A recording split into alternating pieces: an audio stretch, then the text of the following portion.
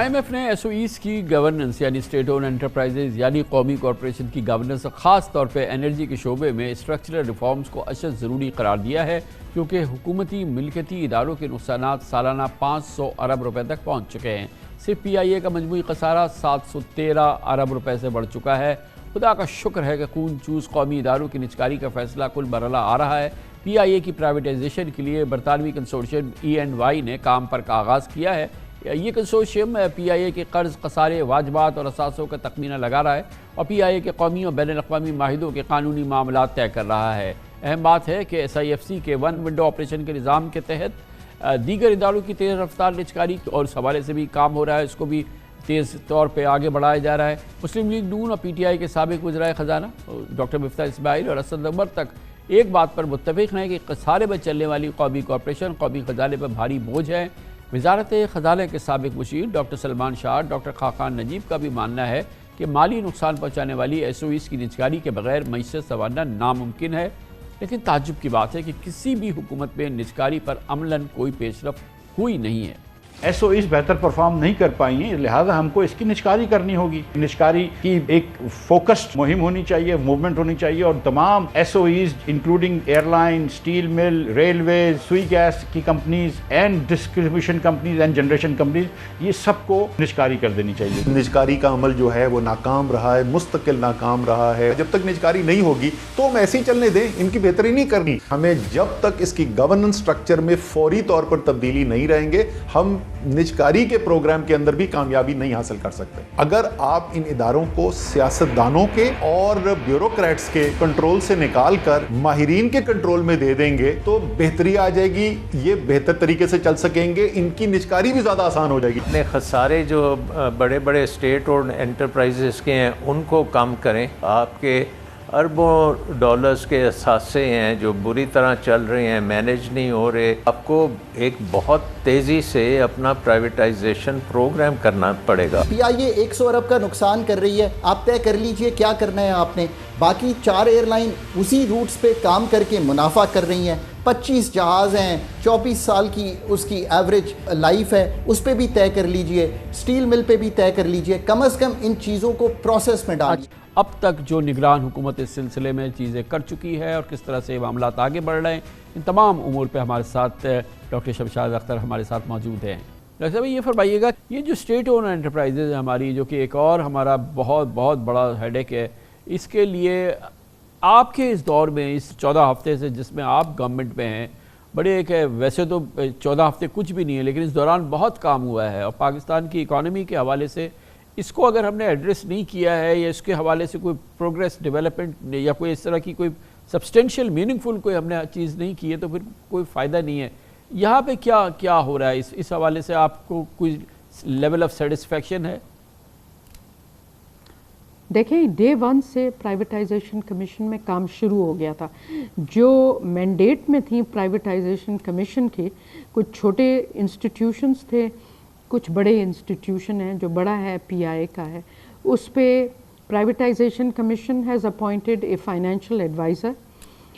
We are supporting PIA to be managed as an ongoing concern, اور انشاءاللہ جب یہ فائنینشیل ایڈوائزرز اپنی رپورٹ پیش کریں گے، اس کے بعد privatisation commission will bring the deal to the cabinet committee on privatization and after which it will be taken to the cabinet for approval۔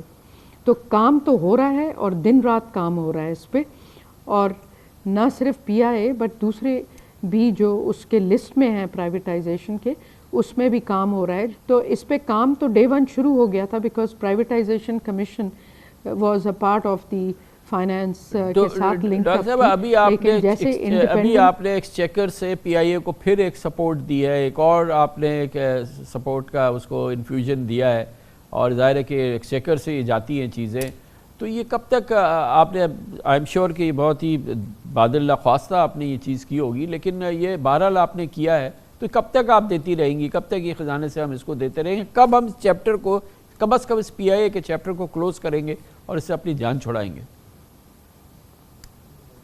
دیکھیں جی، ساری جو لیڈرشپ ہے پاکستان کی اس وقت in the government, in particular also the Privatization Commission Minister, they are working very hard to actually take it to the market eventually. इंशाल्लाह हमारे होते हुए ही प्रोग्रेस इसमें हो जाएगी, तो फिर incoming government will take advantage of it and the gains of it. आपको पता है ये बड़े इदारे प्राइवेटाइज करने के लिए सालों लग जाते हैं, और अनफॉर्चुनेटली काफ़ी सारी चीज़ें जो हमने शुरू कराई हैं उन पे पहले कभी एक्शन नहीं हुआ. ये आपको सिर्फ ये बताएगी कि अगर आपके पास पॉलिटिकल कमिटमेंट हो और अगर आपके पास डिटर्मिनेशन हो तो आप time period is not an issue, आप इसको फास्ट ट्रैक करके ले सकते हैं. और ये it will be a learning lesson. इस वक्त हमारे लिए ये कहना कि हम सक्सीड करेंगे नहीं करेंगे ज़रा प्रीमेच्योर है.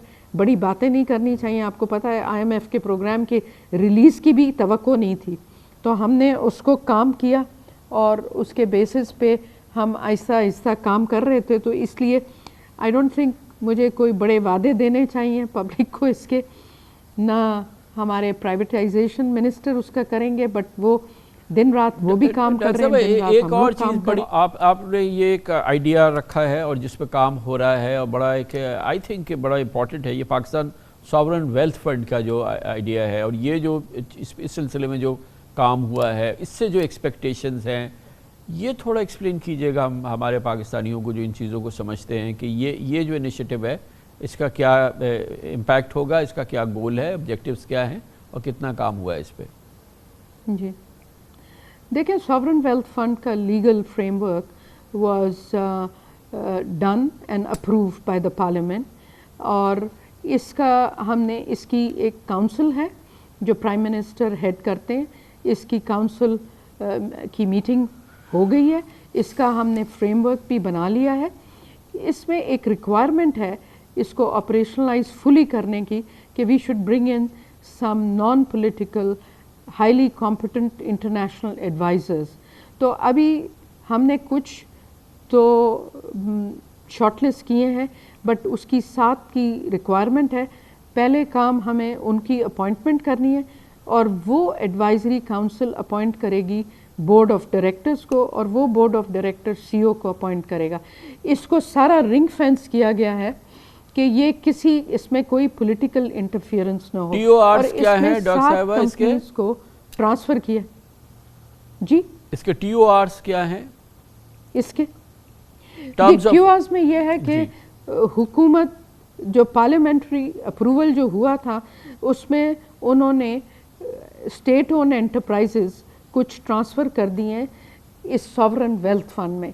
अब हमें उनकी ऑडिट करानी है, हमने उनकी फाइनेंशियल पोजीशन को स्ट्रेंथन करना है. तो इनिशियली तो हमें इंटरनली काम करना है.